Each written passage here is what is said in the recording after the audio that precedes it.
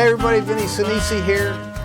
I'm out to lunch with one of my really good old friends. I stress old.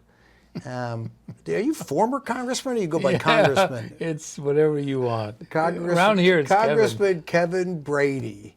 And we met in 1985, and now you're retired from Congress, but you're doing other great things. And, you know, when we met, I was selling stocks and bonds in 1985, and you were the Chamber of Commerce. Yeah, I'm like, you're what? And our offices were across across the top floor of the bank building with the lobby in the middle. And I'd go in there at night and make cold calls. You want to buy some stocks and bonds?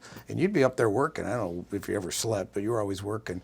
And then we'd meet in the little lobby in the middle and tell lies, make fun of people, and tell our stories. Yeah, and great times. And then I moved out to Magnolia in 2000. In the meantime, you decided to do something. 93, you were what, like a representative or something? Yeah, state representative in Austin for this area, in counties about halfway up to Dallas. So yeah, back then. And did you get talked into running for Congress? You know, I didn't. I never thought about running for Congress. And as you remember, Congressman Jack Fields decided to retire after 16 years, and it was pretty quick decision. And so, you know, one night I was telling my wife, you know, I was state rep, people were asking if I'd consider running, and I just said, sweetie, you know, what do you think? I thought I was going to serve one more term in legislature and then come back just running the chamber, because I love both jobs, but chamber was terrific. Yeah, well, you did that in Beaumont, right? Yeah, it was in Beaumont and then Rapid City, South Dakota, where I grew up. And so, yeah, Kathy came back, surprisingly, said, I think you should do it.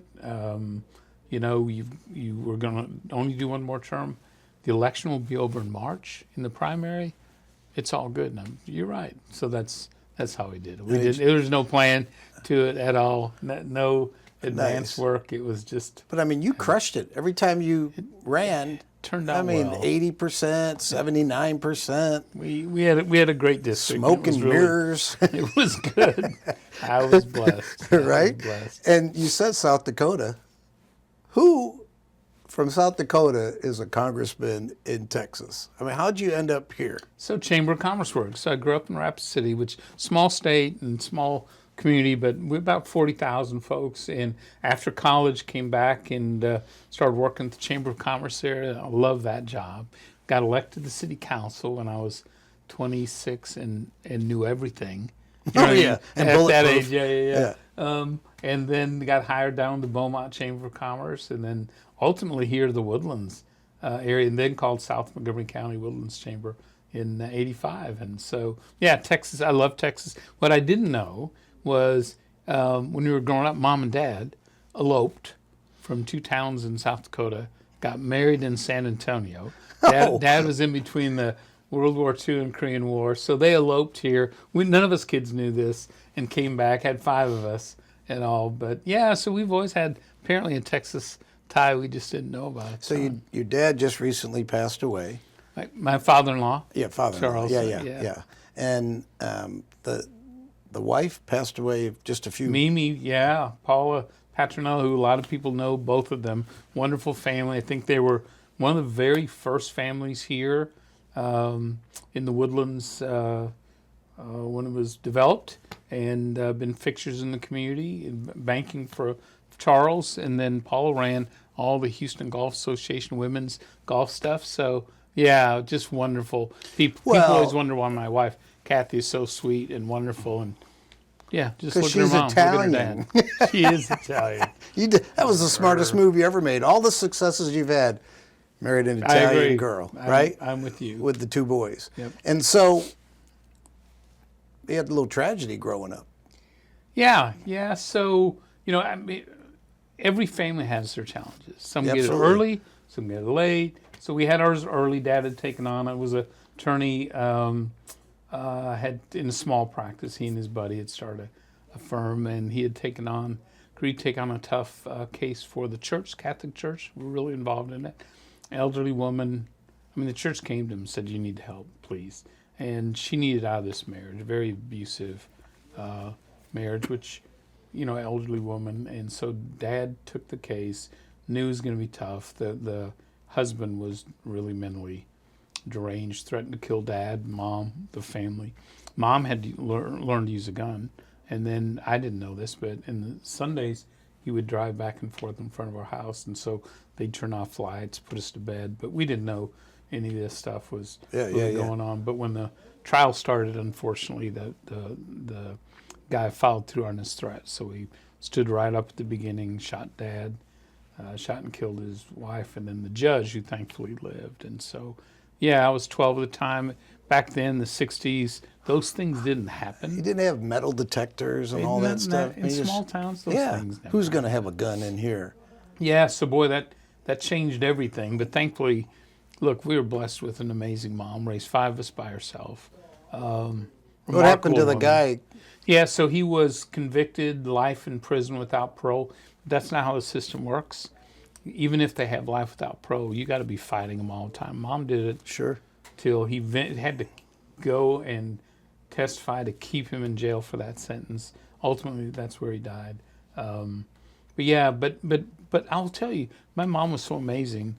We had a wonderful childhood. I mean, she was just remarkable. I always tell people, what she taught us, the lessons we took away, all 5 of us, was, look, be independent, like think independently, be optimistic, have faith in God, and give back to the community where you live. So she had us. I think raising 5 kids, your best defense was a good offense. So we were involved in everything. Like if there was a club, a sport, church, scouts, it didn't matter. Boom, you were in it. And so for the most part, it worked, keeping us out of trouble. And so that's how people always ask how you got involved in chamber work or politics, and it was just the way we were raised. Well, she infused you with that DNA. Look at you. You're serving the community, the Chamber of Commerce and Congress and state rep and all that. And you didn't probably know any better. That's what we do. That's what we do. Yeah. I think everyone's, you are too, influenced by your family and how you grow up, even if you don't know that. But I was really blessed. Yeah, I tell people all the time, if I wasn't in Catholic school after my dad took off, I'd either be in jail or dead because I needed that discipline. And I tell people all the time with this show that it's just amazing the people that I know that have come in to sit down and have a discussion. Every one of them has had a tragedy, and they could just quit or fight, but they all get up and let's go. We got to keep moving forward, and we got to be positive because the alternative is really really bad news. And I think too, as we get a little older, you go to reunions, your high school reunions. And what's kind of cool about that is after the 10-year one, everyone's still sort of, look at how I'm doing. Nobody has a real job. But 20, 30, 40 years, life has humbled all of us several times in some cases. Absolutely. You're just so happy to see each other. You know what I mean? To just have survived. You're taking care of parents, or you've lost kids, or just all that stuff. So you're right. Everyone has these challenges. Yeah, I mean, my mom infused that in me. When Dad took off, she raised 2 kids by herself. Wow. And you have family. That's a small town. Everybody helped out with raising you guys and trying to keep you out of trouble. So, well, cool. And then you ended up in Texas. Beaumont, did that chamber, how many businesses did you have there, 50? So, no, we had more than that. Beaumont was very good to me, the whole Golden Triangle, but lots of challenges there, as you know. The only part of Texas that's been shrinking as the rest has grown. Lots of labor issues, lots of minority issues, a lot of, oil and gas had these huge, one point, I think, in the 80s, at 83 or so, I think Orange had 30% unemployment, Port Arthur 26%, Beaumont, a sterling 18% unemployment. I was Hard there, to believe. I was at Orange this weekend for my wife's family reunion, the Salvaggios, the Zitos, and all those people. Uncle Vincent, great name, he had 11 kids with his first wife and 4 with his second wife. Wow. So it was in Orange. That was probably the whole population of Orange, all those people. Well, those are Cajuns over in Orange. Oh, yeah. And then they love it. when you went to the Woodlands Chamber, that wasn't very big either in 1985. I mean, I moved there in 1980. Yeah, it wasn't, but growing, Oh. and I loved it. This was a great chamber of commerce, very business oriented. Just really focused on everything, and at the time, our whole job was like to help build out this area, like schools and roads and libraries and. Bringing the community college here, working with the Conroe Chamber on a bunch of stuff. It was fun. The community college, because we've had Mario in here, the chancellor, and he talk about tragedy. He grew up in a town in Chihuahua, Mexico, no middle school. Dad drove him into California to go to school when he got older. Now he's running the largest community college. Yeah. And Dan Hauser, that ran that bank that you and I worked in, he told me, "Hey, Vinny, we're going to open up a community college in the Woodlands." Great. Where are we going to put it? 242. I said, 242? No, there wasn't even a road out there. And so the way it's blown up now, I mean, is just it's amazing. Yeah. And Dan was one of Dan, Mary Madison, John Wiesner, a bunch of folks like that. And people forget we ran the first election out of the chamber, the two chambers of commerce. We lost the first election for the community college, like 2-1. Yeah. And we just got our heads handed to us. Regrouped, thought it through, worked on how do we make this matter, and won the second one, I think, almost 3-1. Turned out to be, that thing has just blossomed. Oh. And you're right, they're getting close to 100,000. Yeah, they're like 97. When he was in here a few months ago, like 97,000. They do a great job. And he's awesome. The guy does triathlons, and I said, well, what's your best event? And he said, well, the biking. I said, well, I think, the swimming, you're a Mexican guy. I mean, you think you could swim across the river. So he goes, no, that was scary to me. That would be scary to me. I trained at the Shadow Benoit, and I'd get to the deep end and have to turn around because I was so scared. I said, what? He goes, yeah. And then I finally got over my fears. And speaking of fears, triathlon. I mean, you go and play baseball in Washington and with Scalise. Yeah.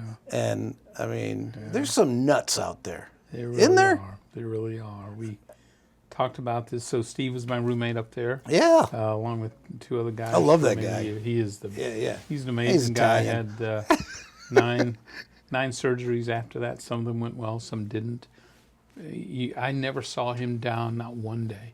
That he was just working. And when he determined the year after he was shot, I'm going to start second base a year after. And the work he did, like even the last month to get ready to be able to be on that field was really something else. Yeah. So, Well, you served Congress under five? Well, Trump twice, so 6. But Clinton? Clinton started, 90, 97 there. And then we went to, obviously, Governor Bush, President Bush from here, who I'd served with in Austin. Yeah, that was 2000, right? Yeah. Then President Obama, Trump won, where we did tax reform and a bunch of other stuff. Then President Biden and President Trump back. But you say we did some tax reform. You were the Ways and Means guy. Yeah, that was fun. That's a big ass job, right? Yeah, it was exciting. How do you get elect? Do you get nominated for that? No, you have to run. So you have to run to beat. People don't know when you get there. You just don't get committees. You run to get on something that's important to you or your district. So ag people want to be on ag. I got it. Folks like our region want to be on energy and commerce because that's energy and healthcare. That's a big deal for us. And I'd wanted to be on Ways and Means Committee following Bill Archer there because our Houston region had President Bush on Ways and Means, then Chairman Archer, then myself. So we had 55 years of leadership on that committee, which is pretty amazing. We get to do tax, and trade, what did you do healthcare. for because that was like only the third time that the tax. It'd been since President Reagan. That we rewrote the whole thing top to bottom. So it was exciting. Well, the reason we did it was that our tax code was so old. It was 30-some years old, outdated, one of the worst in the world, highest tax rates almost in the world. So we had, for a decade before 2017, growth was slow in America, about 1.5% a year, really unusually slow. Paychecks have been flat for a decade, and about every other month another company was moving overseas, getting bought and moved overseas. So we were bleeding economics. And so, yeah, we had to rewrite it from top to bottom. And we went into it. We'd worked 8 years to be ready. Paul Ryan, myself, others, for a president who's willing to lead on tax reform because it's hard. And President Trump opened that window and we dove through it. So, what was some of the biggest challenges over 26 years? I mean, why'd you quit? And just say it, 26 years. it sounds bad when you say it like Yeah. that. No one ever expects to go there that long. The problem is you get on a committee that you love those issues like tax and trade and these Social Security, all the entitlements, and you're digging deeper into it, working your way up the committee. That's the other thing is you campaign to be chairman of that committee. It's a pretty fierce campaign. And you just can't get anything done fast anyway. On the big stuff, you've got to know the issue better than the lobby. You got to know better than the bureaucrats, or at least equally as much, so that to make the big changes, you've got to dig into it. So yeah. And I had and that ruffles feathers, but it also smooths some things as well, right? It does, and the bigger and bolder you go, and we went really bold on the tax reform. Not all of it made it across the finish line, but we really went big on it. And the bigger you go, the more you got to listen, the more you need to hear and figure out how you can make big changes and still bring people along. We had a majority then, but not so huge that you could just do what you wanted. So. Yeah, it was exciting. You know what really frustrates me and probably other old people like me is the United States is built on capitalism, okay? You're rewarded for building businesses and working hard, and that's from day one, okay? Put all the BS aside. Yeah. And I just could never understand why do we want to tax people that are really, really successful more than people that don't want to work? And you and I talked about this years ago. Well, we just have a flat tax. Everybody pay the same amount of money, and we'd have more money to support this country than, than sending money to the Somalia or circumcisions in Uganda or any of that stuff. But that was the direction we were headed with tax reform. Then we wanted 2017. We wanted 90% of Americans to be able to file on a postcard. Not that you would write all the information on, but the point being so simple, there'd be 13 lines that most Americans would use. And there's power in simplicity in knowing how you're taxed and how 90% of your neighbors are taxed. Yeah. Also, it makes harder for politicians to raise those taxes because you know what those 13 lines are. At the end of the day, we passed that through the House, didn't make it through the Senate necessarily, but we had wanted only 3 brackets, really simple. That way we just took whole chunks of tax code, set it aside. We don't need this, let's simplify it so people are paying closer to the same rates. And in the day, the number of brackets went up on it. But the point is I still think that approach, a much flatter tax, take out a lot of the special interest stuff. That would remedy a lot of things. Yeah, it does. Fairness is knowing how you're taxed and how the other guy's taxed as well, I think. And the simpler, the better. How these people that, we want to tax billionaires more than I'm like, well, the reason they're billionaires is because they've built these businesses. They employ hundreds of thousands of people, and they pay taxes, and that's how they remedy their tax situation. I mean, the tax code really, if you listen to Robert Kiyosaki, there's a book written by his CPA, and he said, the tax code was written so that you shouldn't pay taxes. And I'm like, what? He said, yeah, the incentive is that you get other people that you employ to pay the taxes. That was the incentive. And I'm like, that makes a lot of sense. I look at my Social Security check that I get, my little pittance, and I'm thinking, well, that was a tax. And why am I getting taxed on my tax? Isn't that double taxation? Yeah. Didn't they have like a Boston Tea Party thing like that or something? If I recall something like that. Well, most people would be surprised that the way the tax code works is you're taxed on everything that you earn, make, Right. create, invest in all that, unless the government says you're not. Most people think, wait, I'm not taxed on this. No, bottom line is every activity you got, you're being taxed on unless Congress exempts you from it. That's the way the code actually works, Jeez. which is why everything's captured in that thing. And I still think, to your point, America has a super progressive tax code in the sense that our top 1% pay almost half of all the taxes. Absolutely. Top 10% are like Yeah, 70, 80, 90%. Yeah, I heard 70%. Yeah, so. yeah, it's a ton. But the question always is, when people talk about paying your fair share, what's my fair share, Vinny, of your hard work and earnings? Well, Like, what's my fair share of Elon Musk's work and creativity and risk? All that. The bottom line is, I don't have a claim on what they earn. We all need to pay something into this government and our defense and our security and all that. But yeah, I think fairness is it simple? Are we taxed equally? You know what I mean? yeah. About your income, is it fair that way? It's never going to be fair for the middle class guy. Tell you what, that's been most of our tax code and cuts, and then the new one done last year was really focused on families making 70,000 or less. Yeah. You know what I mean? Yeah. Which is that middle class that a lot of Americans are in.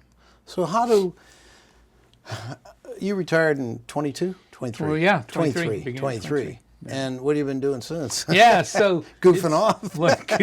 laying around, eating yogurt raisins. No, so 26 years. I loved serving, but I knew I was ready, and it's been great. We've been represented by really good people since, and we've been blessed that way. But you sort of have a year where you step back, and sort of disengage, let others, younger, fresher people step up into this.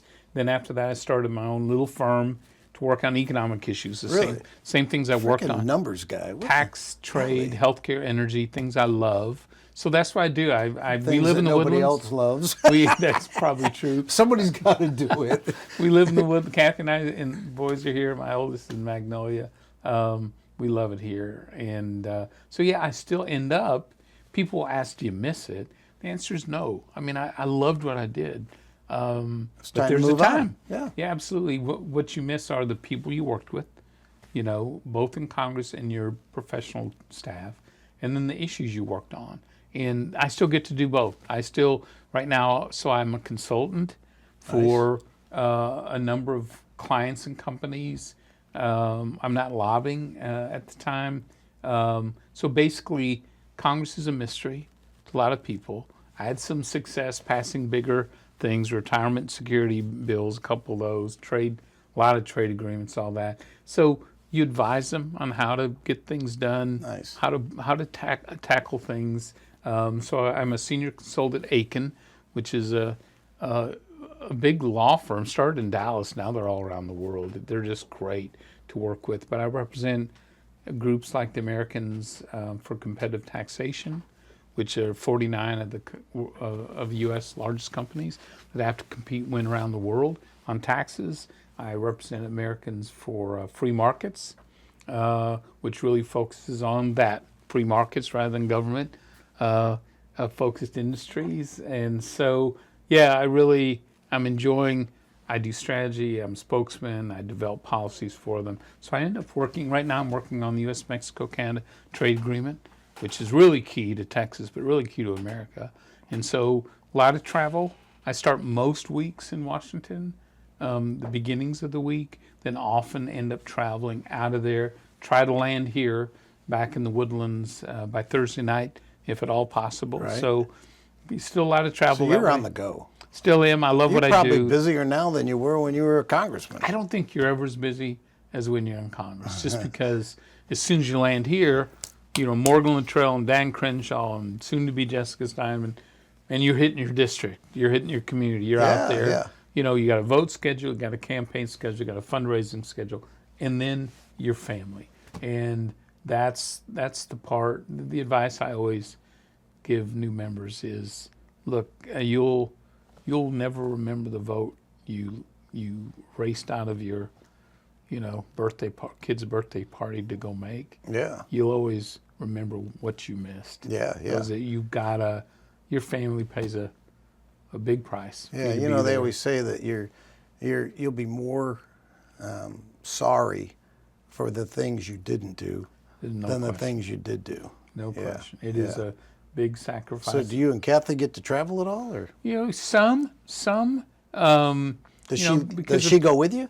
No, God, no, she's been to We at some travel, but point- not together. At some point, she didn't even come up for the swearing in, and which was Wow. fine. Like every two years, she's like, "Come on," I go, "I can handle it. I do that." But no, she was amazing. I mean, raising the kids and boys while I'm up there all the time or driving through my district, because we always had our congressional district was always like one suburban county, which would be Montgomery County. Sometimes Harris was part of that as well.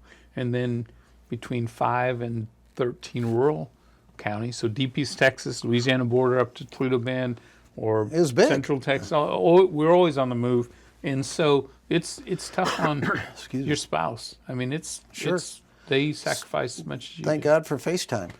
Thank goodness we didn't have it for most of that. No kidding. So, So, Yeah. when you did your town hall meetings, I went to yeah, a few we of did a those. lot of those. He used to tell me, "Shh, be careful what you say.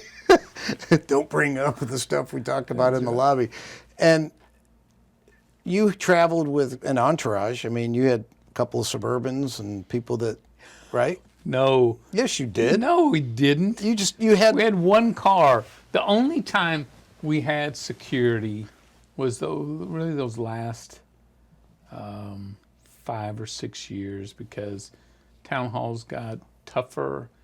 Members of Congress were getting shot. Yeah, at the baseball field. baseball Holy crow! field, and in that case, I was at practice. I had just, as the day before the game, I had just taken batting practice. The coach, Roger Williams, former Braves player, TCU coach, said, "Kevin, you want to take some grounders?" I looked out. I saw Steve Scalise, my roommate, taking grounders. I go, "No, I'm fine." I walk the dugout, pick up my gear, walk past Steve's security people, get in my car, drive off. 4 minutes later, the first calls came in. So I missed the shooting by a couple minutes. Could have easily been out there. Second base with Steve. God really blessed me that day. But there were a lot of miracles that day. That there could have been so many more members killed. Well, I know in that. security probably got tighter after that, right? Much different. And in here at home, it was pretty simple. We have a great sheriff's office, and we would give them our schedule.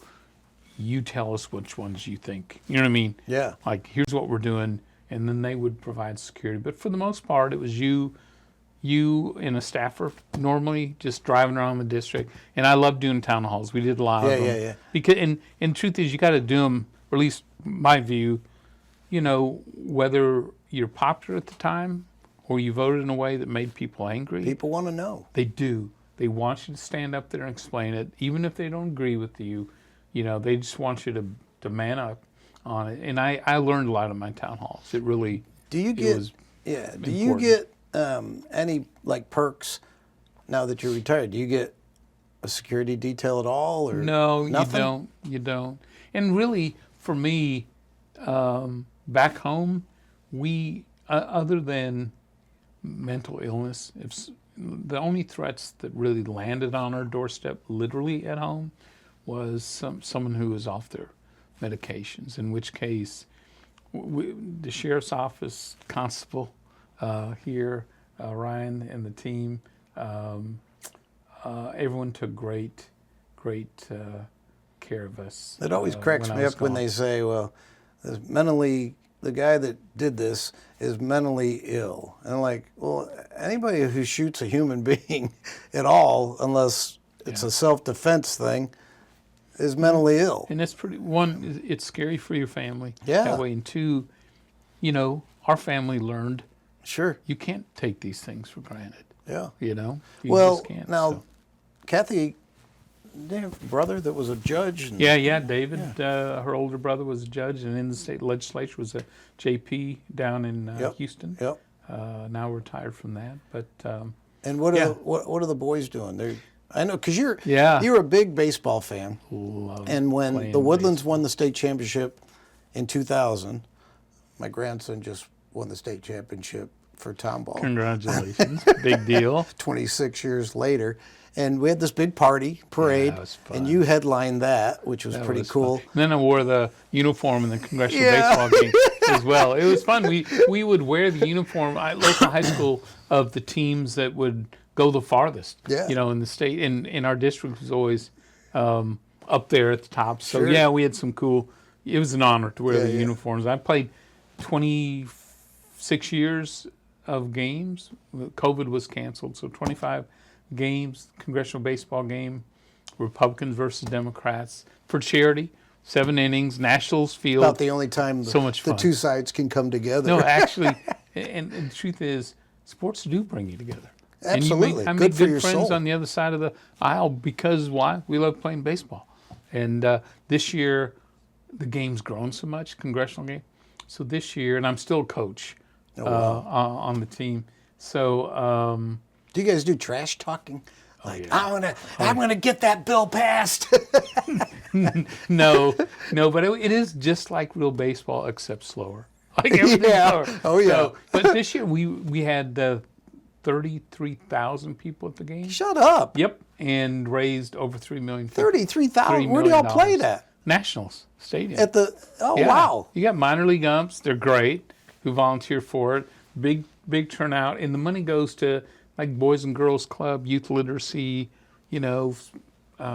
Police officers groups. It's really That's a great venue. isn't it? Yeah. Yeah. I mean, I coached Anthony Rendon. And, yeah. Yeah, and he played. They beat us they beat Houston in the World Series, and I was out in right field. Clapping, he hit a home run. He should have been the MVP, but they gave it to Scherber. And people were like, why are you clapping for that? I said, I coached that guy in high school, and he's a stud, and great kid. Great kid. But yeah, and we went there to raise money for Baseball for Babies, right? And I know you're a big supporter. Yeah. We did that video trying to get Luttrell to do it, but I don't know what their deal is. Well, Just do me a video about, Baseball for Babies. We're saving preemies, right? yeah, he's done an incredible job. Yeah, he's a good dude. He's a Both those guys are. Yep. I mean, I talked to Marcus when he was on kind of a tour about the lone survivor. Yeah. And off to the side, he told me, he said, that 45-minute scene in the movie where we're in the gunfight and jumping down the hill and all, he said, that was 4 hours in real life. He said, I had one of my guys on my shoulder and a survivor, and just before he jumped off this 200-foot decline, he got shot in the head. And, the rest is, if you follow that story, he crawled for 4 days. Yeah, I read the book too. Yeah, Saw the movie, read the book. Crazy. So you think about that, and you think about all the controversy about fighting wars and keeping America safe, and there's some people say we don't need cops and we don't need ICE and we don't need this and we don't need that. And I'm like, the first person they're going to call when they're in harm's way is 911, and it's sad because that's why this is the greatest country in the world, because nobody's second to our defense. Not even, Israel has supposedly the second best fighter pilots, but they're not close to what we can do. And I know that you dealt with that for 26 years. Yeah. We haven't won a war since 1945, but we're winning one now, I think. The 1% of Americans that serve in the military protect us all. We take them for granted far too often. Although back in Texas here, we don't. Yeah. I mean, it's especially here in our community in this area, we don't at all. And and then just watching, Morgan deciding to retire after 2 terms, which surprised everyone. But when he realized, he and Marcus went last summer to do the recovery of those little girls' bodies up in Central Texas in the flooding, and as he tells others, I realized all those parents thought their teenage daughter would be coming home, thought they'd have him forever. So he decided, I'm coming home. I'm spend time with my boys, and you got to admire that. You know, it's crazy as I was reading the news about the girls that got swept away, and one of them, the name looked familiar, and I didn't call the guy. And I called him the next day and said, tell me this is not a relative. He was my oldest granddaughter. And I'm like, okay, how can we help? So they actually dedicated a park in San Antonio to this little girl. The dad's a offensive coordinator for Trinity. So, Wow. and yeah, it's, you know, I always talk about on this show how there's no coincidences. Something brought us together, and here we are, you know, many years later, sitting across from each other, reminiscing.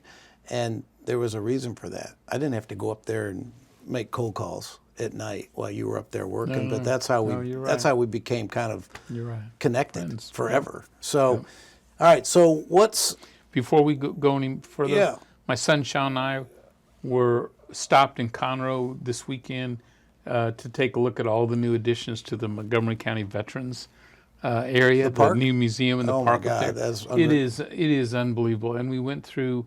There were certain areas that had our Montgomery County residents we lost in each war, including in, I think our congressional district lost 40-some people in the War on Terror there. And as we were walking through those panels with their names and all that, you know, we went to many of those funerals, talked to those parents, all that, just the sacrifice these folks make. Yeah, the people. people. And in law enforcement, they have a firefighters memorial up there. If you go to the law enforcement things each year, these are incredible people. The people that wanted to fund all that have never had that tragedy. They've never experienced that sacrifice when that folded flag is put on your lap at the gravesite. And you know, a good friend of mine, her boy has part of the 1097 road, Joey Lentz. Yeah, you know her. Absolutely. And so Margie Yeah. Taylor. So Quite a story. I mean, and she fought to get that, and she's got a bench at the park. Yep. So yeah, we took a picture at it. So what's on the horizon? What's next? You're just doing consulting. And so we're doing the consulting. I'm on a couple national boards. American Action Network, which is a center-right think tank, and then economic think tank, and then the Tax Foundation. I'm on their board. They're the biggest tax. I love taxes. Tax guy. Yeah. But also here at home, I get to volunteer on the board of Memorial Hermann System, nice, which is great. So Peter Huntsman from the area was on the board. Nice. So when he rotated off, I was asked to go on. And then I serve on board of visitors for MD Anderson Cancer Center. So I worked a lot on cancer issues up there in D.C. So I still get to head for both those hospitals, their government affairs, help them. Hospitals, healthcare is facing a lot of challenges. So you know, it's funny. We're still trying to help. The healthcare in the Woodlands is like a mini downtown Houston. There's no question. I mean, the stuff we have here now where you don't have to go. I went and had a CT scan on my heart before this thing today to see if I have any calcium in there. Yeah. And I told him, I said, I drink a lot of milk. I mean, what do we? No, you're not supposed to have calcium. That's funny. No, we are. For most of those healthcare systems, the Woodlands is the next flagship after their downtown campuses. And so it's been nice to be able to keep volunteering. The boys are doing good. They're doing good. Sean is how old? Sean's 24. Golly. So I know. He's living with us, working at a restaurant. He worked at Memorial Hermann as well, doing great. Bought his own truck, so life is good. And my oldest son, Will, just got engaged. He's 27. Lives in Magnolia. Ooh. Beautiful, great place, great community. His fiancee's from Magnolia. She's wonderful. We lived in Magnolia 22 years, so eager to get those grandbabies coming. No kidding. So, I mean, you're not young anymore. Thank you. Exactly You got to have some babies to fool around. If we could have just had the grandkids first, that would have been a lot better. Yeah. So we're excited for Will and I'm Bree. so proud of you and happy for your success. When your name came up, I was like, I know that guy. And if they were pissed at him, like, I don't know who Never he seen is. that guy. You were in a lot of those town hall meetings. Yeah, I know. In the back, and usually handcuffed. But but other than that, it's been a fun ride. So it has. You're going to live like another. We've both been blessed. Oh, you're going to live like another 20 years. Hopefully. I mean, just think about kids born today. The actuary charges 120 years It's not linear anymore like when we were growing up. Now it's The curve. You think about the technology. I mean, you don't have to drive your car anymore. It drives itself. Medical, we talked about that. And the only thing that's going to kill us is taxes. So let's go. Yes, sir. Take care of that, because if you can't retire and don't have any money, I mean, you're going to be living out on the street again. There's more we can do on taxes. Big time. Good to see you, friend. Love you, Congratulations man. on all your success. Oh yeah, this has been a fun little trip. These podcasts, and if you want to be on the show, let us know. Okay, Justin will put a trailer down there or something, tell you how to get in touch with us. But former Congressman Kevin Brady, my good friend Kevin Brady. That's right. And That's right. we're out to lunch. Peace out. Thanks for tuning in.